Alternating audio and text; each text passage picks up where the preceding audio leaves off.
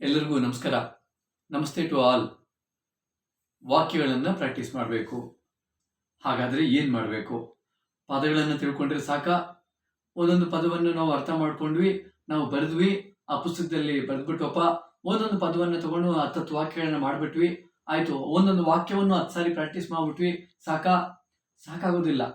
ನಾವು ಪದಗಳನ್ನು ಅರ್ಥ ಮಾಡ್ಕೊಳ್ಳೋದ್ರ ಜೊತೆಗೆ ಆ ವಾಕ್ಯಗಳ ಜೊತೆಯಲ್ಲಿ ಪದಗಳು ಹೇಗೆ ಬಂದಿವೆ, ಮತ್ತೆ ಆ ಪದಗಳು ಆ ವಾಕ್ಯದಲ್ಲಿ ಹೇಗೆ ಬರಬೇಕು, ಮತ್ತೆ ಯಾಕೆ ಬರಬೇಕು, ಇದನ್ನು ನಾವು ಅರ್ಥ ಮಾಡ್ಕೊಳ್ಬೇಕು. ಅರ್ಥ ಮಾಡ್ಕೊಂಡಾಗ ನಮಗೆ ಆಗ ಗೊತ್ತಾಗುತ್ತೆ ಈ ವಾಕ್ಯವನ್ನ ಸಂಭಾಷಣೆ ಮಾಡಬೇಕಾದ್ರೆ ಈ ಥರ ನಾವು ಬಳಸ್ತೀವಿ ಅಂತ ಹೇಳ್ಬಿಟ್ಟು. ಅದು ತುಂಬ ಇಂಪಾರ್ಟೆಂಟು. ನೋಡಿ, ಹೇಗೆ ಒಂದು ರೋಸ್ ಹೂವು, ಯಾವುದೋ ಒಂದು ಇನ್ನೊಂದು ಸೇವಂತಿಗೆ ಹೂವು, ಇನ್ನೊಂದು ಯಾವುದೋ ಒಂದು ಸೊಪ್ಪು, ಇನ್ನೊಂದು ಪತ್ರೆ, ಇದನ್ನೆಲ್ಲ ಹಾಕಿ ಒಂದು ತುಳಸಿ, ಇದನ್ನೆಲ್ಲ ಹಾಕಿ ಒಂದು ಮಾಲೆ ಮಾಡಿದಾಗ ಆ ಮಾಲೆ ಹೇಗೆ ಒಂದು ಚೆನ್ನಾಗಿ ಕಾಣುತ್ತೆ, ಹಾಗೆ ವಾಕ್ಯಗಳಲ್ಲಿ ಪದಗಳು ಬೇರೆ ಬೇರೆ ರೀತಿಯ ಪದಗಳು ಬಂದು ಆ ವಾಕ್ಯಗಳು ಒಂದೊಂದು ಮಾಲೆ ಥರ ಇರುತ್ತೆ. ಆದರೆ ಕೇವಲ ನಾವು ವಾಕ್ಯಗಳನ್ನ ಡ್ರಾಮಾ ಡೈಲಾಗ್ ಥರ ಏನಂತಂದ್ರೆ ನೆನ್ಪಿಟ್ಕೊಂಡ್ಬಿಟ್ಟು ಅದನ್ನ ನಾವು ಹೇಳ್ಬಿಟ್ರೆ ಸಾಲದು. ಆಗ ನಮಗೆ ಬರೋದಿಲ್ಲ ಭಾಷೆ. ಆ ಪದ ಯಾಕೆ ಅಲ್ಲಿ ಬಳಕೆ ಆಗಬೇಕು ಅದು ನಮ್ಗೆ ಅರ್ಥ ಆಗಬೇಕು. ಆ ಪದದ ಮೂಲ ಅರ್ಥ ಏನು ಅದು ನಮ್ಗೆ ಅರ್ಥ ಆಗಬೇಕು. ಆಗ ಮಾತ್ರ ನಾವು ಆ ವಾಕ್ಯವನ್ನ ಪರಿಪೂರ್ಣವಾಗಿ ಬಳಸೋದಕ್ಕೆ ಸಾಧ್ಯ. ಇಲ್ಲ ಅಂದ್ರೆ ಸಾಧ್ಯ ಇಲ್ಲ. ಎಷ್ಟು ಜನ ನಾವೆಲ್ಲರೂ ಏನಂತಂದರೆ ನಾವು ಇಂಗ್ಲೀಷ್ ಕಲಿಬೇಕು ಅಂತ ಹೇಳ್ಬಿಟ್ಟು ಅಂದ್ಕೊಂಡು ನಮಗೆ ಶಾಲೆಯಲ್ಲಿ ನಮ್ಗೆ ಆಪರ್ಚುನಿಟಿ ಸಿಗಲಿಲ್ಲ. ನಾವು ದೊಡ್ಡವರಾದ್ವಿ, ನಮ್ಗೆ ಆಪರ್ಚುನಿಟಿ ಸಿಗಲಿಲ್ಲ. ನಾವೆಲ್ಲೋ ಹೋಗ್ಬೇಕಪ್ಪ, ಯಾರೋ ಒಬ್ರು ಇಂಗ್ಲೀಷ್ ಪಾಠ ಮಾಡ್ತಿದ್ದಾರೆ ಅಂತ ಅಂದ್ಕೊಂಡ್ವಿ, ನಮಗೆ ಕೊಡೋದು ದುಡ್ಡು ಇರಲಿಲ್ಲ. ಹಾಗಾದರೆ ಇಡೀ ಲೈಫ್ ಹಾಗೆ ಇದ್ಬಿಡೋಣವಾ? ಇರಬಾರ್ದು. ನಮಗೆ ಒಂದು ಆಪರ್ಚುನಿಟಿ ಸಿಕ್ಕಿದಾಗ ನಾವು ಕಲ್ತ್ಕೋಬೇಕು, ಪ್ರತಿದಿನ ಅಭ್ಯಾಸ ಮಾಡಬೇಕು. ಒಂದು ದಿನಕ್ಕೆ ಒಂದು ಅರ್ಧ ಗಂಟೆ, ಒಂದು 20 ನಿಮಿಷ ಅದನ್ನು ಇಂಗ್ಲೀಷ್ ಅಭ್ಯಾಸಕ್ಕೋಸ್ಕರ ಕೊಡಿ. ಖಂಡಿತವಾಗ್ಲೂ ನೋಡಿ, ನಿಮಗೆ ನಾನೇನೊಂದು 20 ವರ್ಷ 25 ವರ್ಷ ಆಗ್ಬಿಟ್ಟಿದೆ ನಾನು ಕಲಿಯೋಷ್ಟೊತ್ತಿಗೆ, ನಿಮಗೆ ಗ್ಯಾರಂಟಿ 1 ವರ್ಷದಲ್ಲಿ ಬಂದ್ಬಿಡುತ್ತೆ ಅಂತ ಹೇಳ್ತೇನೆ. ಬೇಡ 1 ವರ್ಷನೂ ಬೇಡ, 6 ತಿಂಗಳಲ್ಲಿ ಖಂಡಿತವಾಗ್ಲೂ ಅರ್ಥ ಮಾಡ್ಕೋಬಹುದು. ಆದರೆ ಸತತವಾದ ಪ್ರಯತ್ನ ಬೇಕು, ಅದನ್ನ ಮರಿಬಾರ್ದು. ಇವತ್ತು ಸಂಭಾಷಣೆ ಮಾಡೋಣ. ಏನ್ ಸಂಭಾಷಣೆ ಏನಪ್ಪ ಇದು? ಇದು ಬರೆದಿರೋದು ಒಂದು ತಾಯಿ ಮತ್ತು ಮಗನ ಸಂಭಾಷಣೆ ಅಂತ ಬರೆದಿದ್ದೀವಿ. ಇದನ್ನ ತಂದೆ ಮತ್ತು ಮಗ, ಅಥವಾ ತಾಯಿ ಮತ್ತು ಮಗ, ಅಥವಾ ತಾಯಿ ಮತ್ತು ಮಗಳು, ಈ ತರ ನಾವು ಸಂಭಾಷಣೆಯನ್ನು ಮಾಡ್ಕೋಬಹುದು. ಅದನ್ನ ಇವತ್ತಿನ ಸಂಭಾಷಣೆಯಲ್ಲಿ ನಾನು ಮತ್ತೆ ನನ್ನ ಮಗಳು ಈ ವಾಯ್ಸ್ ಕೊಡ್ತೀವಿ. ಸೊ ನೀವು ಅಭ್ಯಾಸ ಮಾಡಬೇಕಾದ್ರೆ ನೀವು ನಿಮ್ಮ ಮಗನ ಜೊತೆಯಲ್ಲಾಗಲಿ, ಅಥವಾ ನಿಮ್ಮ ತಂಗಿ ಜೊತೆಯಲ್ಲಾಗಲಿ, ನಿಮ್ಮ ಮಗಳ ಜೊತೆಯಲ್ಲಾಗಲಿ, ಯಾರ ಜೊತೆಯಲ್ಲಿ ಬೇಕಾದರೂ ಇದನ್ನ ಅಭ್ಯಾಸವನ್ನು ಮಾಡ್ಬೋದು. ಮೊದಲು ನಾನು ಎಕ್ಸ್ಪ್ಲೇನ್ ಮಾಡ್ತೀನಿ, ಒಂದೊಂದು ವರ್ಡ್ನಲ್ಲೂ ಏನಿದೆ, ಒಂದೊಂದು ಲೈನ್ನಲ್ಲೂ ಅಂತ ಹೇಳ್ಬಿಟ್ಟು. ತದನಂತರ ನಾವು ಸಂಭಾಷಣೆಯನ್ನು ಮಾಡ್ತೀವಿ. ಅದು ನಿಮಗೆ ಅನುಕೂಲ ಆಗುತ್ತೆ ಪ್ರಾಕ್ಟೀಸ್ ಮಾಡೋದಕ್ಕೆ. ನೋಡಿ, ಮೊದಲನೇ ಲೈನಲ್ಲಿ ಈಗ ಆ ಮಗ ಆದವನು ಇನ್ನೂ ಮಲಗೇ ಇದ್ದಾನೆ, ಅವನು ಇನ್ನೂ ಎದ್ದಿಲ್ಲ. ತಾಯಿ ಬಂದು ಎಬ್ಬಿಸ್ಬೇಕು. ಇಲ್ಲಿ ಒಂದು ಕ್ರಿಯಾಪದವನ್ನು ನೆನಪಿನ ಇಟ್ಕೊಳ್ಳಿ. ವೇಕಪ್ ಅನ್ನುವಂಥದ್ದು ಮೊದಲನೇ ಕ್ರಿಯಾಪದ. ಎದ್ದೇಳು ಅಂದ್ರೆ ಎಚ್ಚರಗೊಳ್ಳು ಅಂತ ಇದಾವೆ. ಗೆಟಪ್ ಅಂತಂದ್ರೆ ಎದ್ದೇಳು ಅಂತ, ವೇಕಪ್ ಅಂದ್ರೆ ಎಚ್ಚರಗೊಳ್ಳು ಅಂತ. ಅಂದ್ರೆ ನಿದ್ದೆ ಮಾಡ್ತಾ ಇರೋರ ಹತ್ರ ಹೋಗ್ಬಿಟ್ಟು ನಾವು ಜೋರಾಗಿ ವಾಯ್ಸ್ ಕೊಡ್ತೀವಿ ವೇಕಪ್ ಅಂತ ಹೇಳ್ಬಿಟ್ಟು. ಅದನ್ನ ನೆನ್ಪಿಟ್ಕೊಳ್ಳಿ. ಅವ್ರು ಕಣ್ ತೆಗ್ದಿದ್ದಾರೆ, ಅವ್ರಿಗೆ ನಿದ್ದೆ ಹೊರಟೋಗಿದೆ, ಅವ್ರು ಎಚ್ಚರಗೊಂಡಿದ್ದಾರೆ ಅಂತ ಹೇಳ್ಬಿಟ್ಟು ಅಂದ್ಮೇಲೆ ಆಮೇಲೆ ನೀವು ವೇಕಪ್ ಅಂತ ಯೂಸ್ ಮಾಡಬಾರ್ದು. ಅವಾಗ ಗೆಟಪ್ ಅಂತ ಹೇಳ್ಬಿಟ್ಟು ಹೇಳಬೇಕು. ಅಂದ್ರೆ ಮೇಲಕ್ಕೆ ಎದ್ದೇಳು ಅಂತ ಹೇಳ್ಬಿಟ್ಟು ಹೇಳೋದಕ್ಕೆ. ವೇಕಪ್ ಯಾವಾಗ ಯೂಸ್ ಮಾಡ್ತೀವಿ ಅಂತಂದ್ರೆ, ಯಾವಾಗ ಇನ್ನೂ ಮನುಷ್ಯ ಮಲ್ಕೊಂಡಿದ್ದಾನೆ, ಅವ್ನು ನಿದ್ರೆಯಲ್ಲಿದ್ದಾನೆ, ಆಗ ನಾವು ವೇಕಪ್ ಯೂಸ್ ಮಾಡ್ಬೋದು. ನೋಡಿ, ರಾಜು ವೇಕಪ್, ಅಲ್ಲೊಂದು ಕಾಮ ಹಾಕೋಬೇಕು. ರಾಜು ಆದ್ಮೇಲೆ ಹಾಕೊಳ್ಳಿ, ರಾಜು ವೇಕಪ್, ಇಟ್ಸ್ 7. ಇಟ್ಸ್ ಅಂದ್ರೆ ಅಲ್ಲಿ ಒಂದು ಇಟ್ ಮತ್ತೆ ಈಸ್ 2 ಪದಗಳಿದೆ.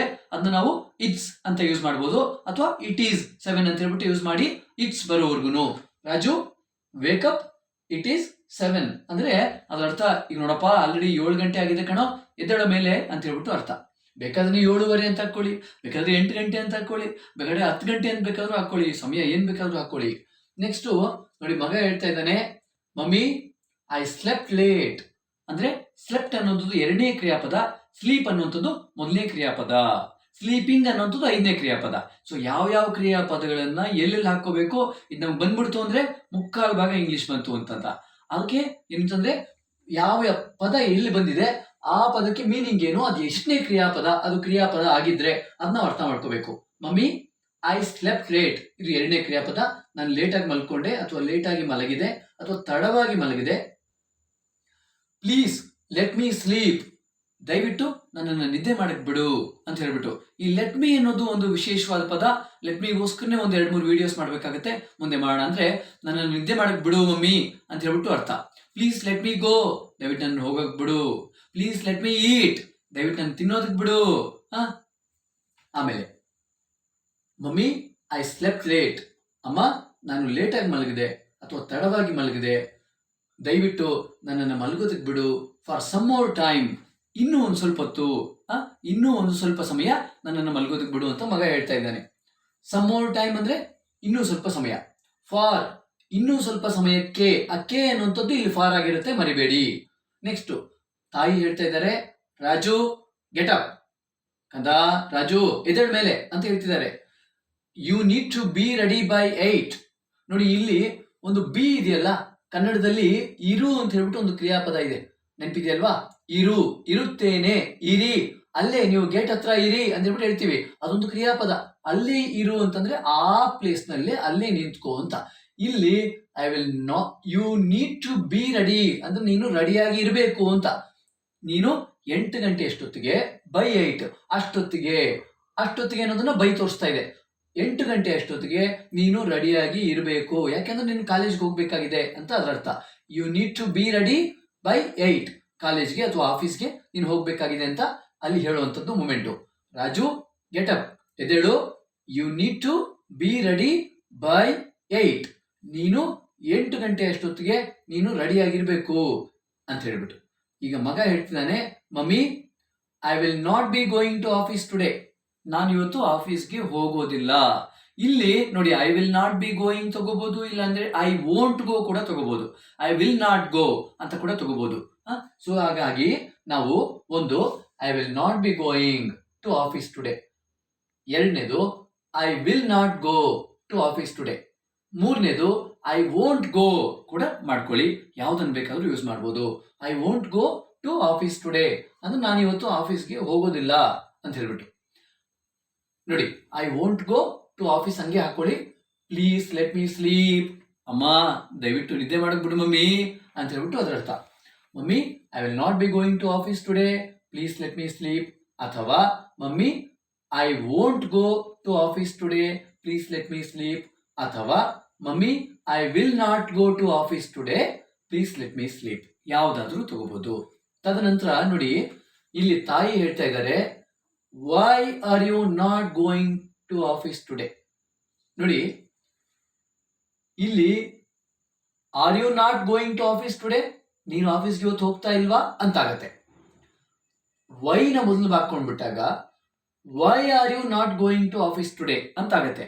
ಆವಾಗ ಯಾಕೆ ನೀನು ಆಫೀಸ್ಗೆ ಇವತ್ತು ಹೋಗ್ತಾ ಇಲ್ಲ ಅಂತ ಹೇಳ್ಬಿಟ್ಟು ಆಗತ್ತೆ. ಸೊ ಅದನ್ನ ನಾವು ಅರ್ಥ ಮಾಡ್ಕೋಬೇಕು. ನೋಡಿ, ಇಲ್ಲಿ ಈ ಯು ಬಂದು ಇಲ್ಲಿದ್ದು ಈ ಆರನ್ನು ಇಲ್ಲಿ ಹಾಕ್ಬಿಟ್ರೆ, ಈ ನಾಟ್ ತೆಗೆದ್ಬಿಟ್ರೆ you are going to office today, ಅವಾಗ ಏನಾಗುತ್ತೆ ಅಂದ್ರೆ ನೀನು ಇವತ್ತು ಆಫೀಸ್ಗೆ ಹೋಗ್ತಾ ಇದೀಯಾ ಅಂತ ಆಗುತ್ತೆ. ನೋಡಿ, ಎಷ್ಟೆಷ್ಟು ಪದಗಳನ್ನ ಹಿಂದೆ ಮುಂದೆ ಹಾಕಿದಾಗ ಮೀನಿಂಗ್ ಎಷ್ಟು ಚೇಂಜ್ ಆಗುತ್ತೆ ಅನ್ನೋದನ್ನ ನಾವು ಗಮನಿಸಬೇಕು. Next, even yesterday also you didn't go to office ಅಂದ್ರೆ ಡಿಂಟ್ ಅಂದ್ರೆ ಇಲ್ಲಿ ಹೋಗ್ಲಿಲ್ಲ ಅನ್ನೋದನ್ನ ತೋರಿಸುತ್ತೆ. ಅದು ಡಿಡ್ ಮತ್ತೆ ನಾಟ್ ಎರಡು ಪದಗಳ ಸಂಯೋಗ. ಅದು ಡಿಡ್ ನಾಟ್ ಅನ್ನೋದನ್ನ ನಾವು ಡಿಂಟ್ ಅಂತ ಹೇಳ್ಬಿಟ್ಟು ಯೂಸ್ ಮಾಡ್ತೀವಿ. ಈವೆನ್ ನೀನು ನೆನ್ನೆ ಕೂಡ, ಅಲ್ಲಿ ಆ ಕೂಡ ಅನ್ನೋದು ಇಲ್ಲಿ ಈವೆನ್ ಜೊತೆ ಸೇರ್ಕೊಂಡಿದೆ, ಮರಿಬೇಡಿ. ಈವೆನ್ ಯೆಸ್ಟರ್ಡೇ ಆಲ್ಸೋ, ಸೊ ಈ ಈವೆನ್ ಮತ್ತೆ ಆಲ್ಸೋ ಎರಡು ಕೂಡ ಆಲ್ಮೋಸ್ಟ್ ಸೇಮ್ ಮೀನಿಂಗ್ ಕೊಡ್ತಾ ಇದೆ. ಏನಂದ್ರೆ ಕೂಡ ಅಥವಾ ಸಹ ಅನ್ನುವಂಥದ್ದು. ನಿನ್ನೆ ಸಹ ನೀನು ಏನು ಆಫೀಸ್ಗೆ ಹೋಗ್ಲಿಲ್ಲ. Even yesterday also you didn't go to office. ಬೇಕಾದ್ರೆ ಈವನ್ ತೆಗಿಬಹುದು, yesterday also you didn't go to office ಅಂತ ಮಾಡ್ಕೊಂಡ್ರು ಕೂಡ ಪರಿಪೂರ್ಣವಾದ ವಾಕ್ಯ ಆಗಿರುತ್ತೆ, ಏನು ತೊಂದರೆ ಇಲ್ಲ. ನೀನು ನಿನ್ನೆ ಕೂಡ ಆಫೀಸ್ಗೆ ಹೋಗ್ಲಿಲ್ಲ ಅಂತ ಹೇಳ್ಬಿಟ್ಟು ಇವತ್ತು ಕೂಡ ಯಾಕಪ್ಪ ಹೋಗ್ತಿಲ್ಲ ಅಂತ ತಾಯಿ ಮಗನನ್ನ ಪ್ರಶ್ನೆ ಮಾಡ್ತಿದ್ದಾರೆ. ಈಗ ನೋಡಿ, ಮಗ ಹೇಳ್ತಾನೆ, mummy I have to attend a birthday party today. ಅಂದ್ರೆ ಅಮ್ಮ ಐ ಹ್ಯಾವ್ ಟು ಅಟೆಂಡ್ ಅಂದ್ರೆ ನಾನು ಒಂದು ಏನು ಬರ್ತ್ಡೇ ಪಾರ್ಟಿಗೆ ಹೋಗಿ ಸೇರ್ಬೇಕಾಗಿದೆ ಅಥವಾ ಹೋಗ್ಬೇಕಾಗಿದೆ ಅಂತ ಹೇಳ್ಬಿಟ್ಟು ಅದರ ಹತ್ರ ಹೋಗಿ ಅಲ್ಲಿ ನಾನು ಅವ್ರ ಜೊತೆ ಸೇರ್ಬೇಕಾಗಿದೆ ಅಂತ ಹೇಳ್ಬಿಟ್ಟು I have to attend. So I have to attend a birthday party today ಅಂತಂದ್ರೆ ನಾನು ಇವತ್ತೊಂದು ಬರ್ತ್ಡೇ ಪಾರ್ಟಿಯನ್ನು ಅಟೆಂಡ್ ಆಗಬೇಕಾಗಿದೆ ಮಮ್ಮಿ ಅಂತ ಹೇಳ್ಬಿಟ್ಟು ಹೇಳ್ತಿದ್ದಾನೆ. ಇಲ್ಲಿ ಯಾವಾಗ ಹ್ಯಾವ್ ಟು ಬರುತ್ತೋ ಐ ಹ್ಯಾವ್ ಟು ಗೋ, ನಾನು ಹೋಗ್ಬೇಕಾಗಿದೆ. ಐ ಹ್ಯಾವ್ ಟು ಸಿಟ್, ನಾನು ಕೂತ್ಕೊಳ್ಬೇಕಾಗಿದೆ. ಐ ಹ್ಯಾವ್ ಟು ಈಟ್, ನಾನು ತಿನ್ಬೇಕಾಗಿದೆ. ಅದು ಸೊ ಈಗ ಐ ಹ್ಯಾವ್ ಟು ಕಮ್ ಅಂದ್ರೆ ನಾನು ಬರಬೇಕಾಗಿದೆ ಅಂತ ಹೇಳ್ಬಿಟ್ಟು I have to do it, ನಾನು ಮಾಡಬೇಕಾಗಿದೆ. ನೋಡಿ ಅದನ್ನ ಒಂದ್ಸರಿ ಅರ್ಥ ಮಾಡ್ಕೊಂಬಿಡಿ.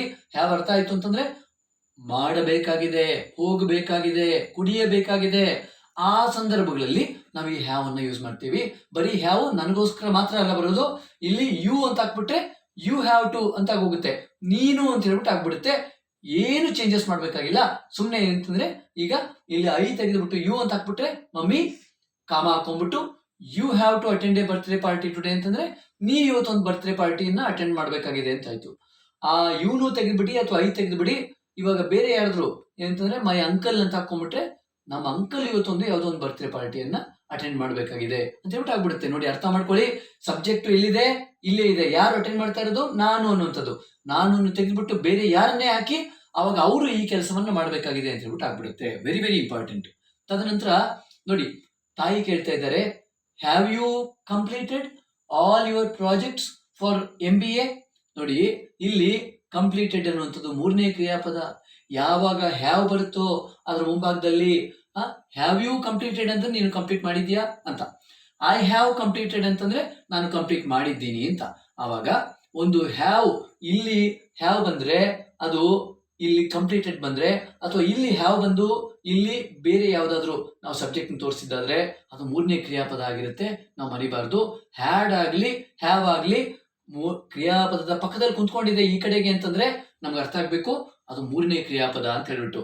ಮೊದಲನೇ ಕ್ರಿಯಾಪದ ಕಂಪ್ಲೀಟ್, ಎರಡನೇ ಕ್ರಿಯಾಪದ ಕಂಪ್ಲೀಟೆಡ್, ಮೂರನೇ ಕ್ರಿಯಾಪದ ಕೂಡ ಕಂಪ್ಲೀಟೆಡ್, ಮರಿಬಾರ್ದು. ಸೊ ತಾಯಿ ಹೇಳ್ತಾ ಇದ್ದಾರೆ, ಪ್ರಶ್ನೆಯನ್ನು ಮಾಡ್ತಿದ್ದಾರೆ, ಹ್ಯಾವ್ ಯು ಕಂಪ್ಲೀಟೆಡ್? ನೀನು ಕಂಪ್ಲೀಟ್ ಮಾಡಿದ್ಯಪ್ಪ, ಮುಗಿಸಿದ್ಯಪ್ಪ. All your projects for MBA, ನೀನು MBAಗೋಸ್ಕರ ಏನ್ ಪ್ರಾಜೆಕ್ಟ್ಸ್ ಮಾಡಬೇಕಾಗಿದೆ ಅದನ್ನೆಲ್ಲ ಮುಗಿಸಿದ್ಯಾ ನೀನು ಅಂತ ಕೇಳ್ತಾ ಇದ್ದಾರೆ. ಈಗ ಮಗ ಹೇಳ್ತಾನೆ, ನೋ, ಇಲ್ಲ. Yet to complete. ಯೆಟ್ ಅನ್ನುವಂಥದ್ದು ಏನನ್ನು ತೋರಿಸುತ್ತೆ ಅಂತಂದ್ರೆ ಇನ್ನೂ ಆಗಿಲ್ಲ ಅಥವಾ ಇನ್ನು ಮಾಡಬೇಕಾಗಿದೆ ಅನ್ನೋದನ್ನ ತೋರಿಸುತ್ತೆ. ನಾಟ್ ಎಟ್ ಅಂತಂದ್ರೆ ಇನ್ನೂ ಆಗಿಲ್ಲ ಅಂತ ಹೇಳ್ಬಿಟ್ಟು ತೋರಿಸ್ಬಿಡುತ್ತೆ. ನೋ ಅಂದ್ರೆ ಅಲ್ಲಿ ಇಲ್ಲ, ಯೆಟ್ ಟು ಕಂಪ್ಲೀಟ್ ಅಂದ್ರೆ ಕಂಪ್ಲೀಟ್ ಮಾಡಬೇಕಾಗಿದೆ ಅಂತ ಹೇಳ್ಬಿಟ್ಟು ಅದರ ಅರ್ಥ. ಇನ್ನೂ ಕಂಪ್ಲೀಟ್ ಮಾಡಬೇಕಾಗಿದೆ ಅಂತ ಅಂದ್ರೆ ಇನ್ನೂ ಕಂಪ್ಲೀಟ್ ಆಗಿಲ್ಲ, ಇನ್ನೂ ಕಂಪ್ಲೀಟ್ ಮಾಡಬೇಕಾಗಿದೆ ಅನ್ನೋದನ್ನೇ ಈ ಮೂರು ಪದಗಳು ತೋರಿಸುತ್ತೆ. ಯೆಟ್ ಟು ಕಂಪ್ಲೀಟ್ ಅಂತ ಹೇಳ್ಬಿಟ್ಟು I will complete in 2 days mom ಅಂತಂದ್ರೆ ನೋಡಿ ಇದು ವಿಲ್ ಯಾವಾಗ ಬರುತ್ತೆ? ಯಾವಾಗ ಮುಂದೆ ಈ ಕೆಲಸ ನಡೆಯುತ್ತೆ ಅಂತ ಹೇಳ್ಬಿಟ್ಟಿರುತ್ತೋ ಅಲ್ಲಿ ವಿಲ್ ಬರುತ್ತೆ. ವಿಲ್ ಅನ್ನುವಂಥದ್ದು ಬರೀ ಒಂದು ಫ್ಯೂಚರ್ಗೋಸ್ಕರ ಅಂದ್ರೆ ಭವಿಷ್ಯತ್ ಕಾಲಕ್ಕೋಸ್ಕರ ಹಾಕುವಂತ ಪದ. ಹಾಗಾದ್ರೆ ಇದು ಕಾಲ, ಇದು ಬೇರೆ ಏನು ಅಲ್ಲ, ಅದು ಭವಿಷ್ಯತ್ ಕಾಲ. ಬೇರೆ ಇನ್ನೇನು ಅರ್ಥ ಕೊಡ್ಬೇಕಾಗಿಲ್ಲ. ಮತ್ತೆ ಆ ಕೆಲಸ ಆಗುತ್ತೆ ಅನ್ನುವಂಥದ್ದು. ಐ ವಿಲ್ ಕಂಪ್ಲೀಟ್, ನಾನು ಕಂಪ್ಲೀಟ್ ಮಾಡ್ತೀನಿ. ಮೊದಲನೇ ಕ್ರಿಯಾಪದ ಬಂತು ನೋಡಿ ಇಲ್ಲಿ, ಇನ್ 2 days ಮಾಮ್, ಇನ್ನು 2 ದಿನಗಳಲ್ಲಿ ಅಂತ ಹೇಳ್ಬಿಟ್ಟು ಅದು ತೋರಿಸುತ್ತೆ. ಇನ್ನು 2 ದಿನಗಳಲ್ಲಿ ನಾನು, ಇನ್ನು 2 ದಿನಗಳಲ್ಲಿ, ಆ ದಿನಗಳಲ್ಲಿ ಅಲ್ಲಿ ಅಂತ ಬರ್ತಾ ಇದೆಯಲ್ಲ, ದಿನಗಳು ಪ್ಲಸ್ ಅಲ್ಲಿ, ಅಲ್ಲಿ ಬಂದಿದೆಯಲ್ಲ, ಆ ಅಲ್ಲಿನೇ ಇಲ್ಲಿ ಇನ್ನಾಗಿ ಪರಿವರ್ತನೆಗೊಂಡಿದೆ.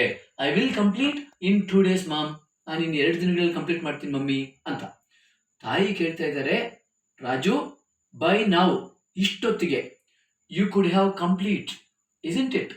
ಇಸೆಂಟ್ ಇಟ್ ಅಲ್ಲಿ ಇಲ್ಲಿ ಈಸ್ ನಾಟ್ ಇಟ್ ಅಂತ ಹೇಳ್ಬಿಟ್ಟು 3 ಪದಗಳಿದೆ. ಆ ಈಸ್ ನಾಟ್ ಇಟ್ ನ ಹೇಳಕ್ ಹೋಗ್ಬಾರ್ದು. ಅಲ್ಲಿ ಸದಾಕಾಲ ನಾವು ಇಸೆಂಟ್ ಇಟ್ ನೇ ಯೂಸ್ ಮಾಡಬೇಕು, ಆವಾಗ ಚೆನ್ನಾಗಿ ಬರುತ್ತೆ. ನೋಡಿ ಬೈ ನಾವು, ನೋಡಪ್ಪ ಇಷ್ಟೊತ್ತಿಗೆ, ಬೈ ನಾವು, ಬೈ ಟುಮಾರೋ ಅಂದ್ರೆ ನಾಳೆ ಅಷ್ಟೊತ್ತಿಗೆ, ಬೈ ಟುಡೇ ಅಂದ್ರೆ ಇವತ್ತು ಅಷ್ಟೊತ್ತಿಗೆ. ಯು ಕುಡ್ ಹ್ಯಾವ್ ಕಂಪ್ಲೀಟ್, ನೋಡಿ ಕುಡ್ಡು ಮತ್ತೆ ಬೇರೆ ವಿಡಿಯೋ ಮಾಡೋಣ.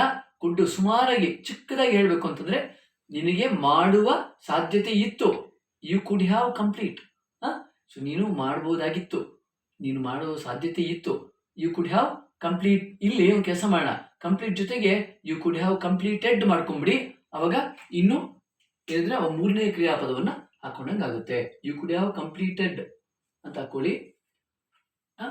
So by now you could have completed isn't it ಅಂತಂದ್ರೆ ನೀನು ಇಷ್ಟೊತ್ತಿಗೆ ಕಂಪ್ಲೀಟ್ ಮಾಡಬಹುದಾಗಿತ್ತು, ಹೌದಲ್ವಾ? ಆ ಮಾಡೋ ಸಾಧ್ಯತೆ ಇತ್ತು, ಅದು ನೀನ್ ಮಾಡಿಲ್ಲ, ಯಾಕಪ್ಪ ಅಂತ ತಾಯಿ ಕೇಳ್ತಿದ್ದಾರೆ. ಆಗ ನೆಕ್ಸ್ಟ್ ಏನಾಗ್ತಾ ಇದೆ, ನೀನು ಇಷ್ಟೊತ್ತಿಗೆ ಮಾಡಬಹುದಾಗಿತ್ತು ಆದ್ರೂ ಇನ್ನು ನೀನು ಮಾಡಿಲ್ಲ, ಹೌದಲ್ವಾ?